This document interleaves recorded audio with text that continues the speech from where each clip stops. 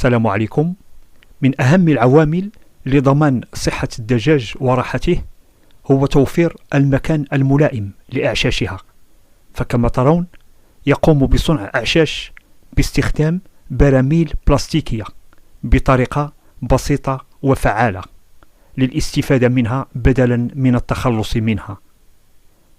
فكرة ذكية وتصميم رائع، أتمنى أن ينال إعجابكم، وألا تبخلوا علينا بدعم القناة بالاشتراك وكتابة تعليق جميل ومحفز والضغط على زر لايك كي يصلكم كل جديد.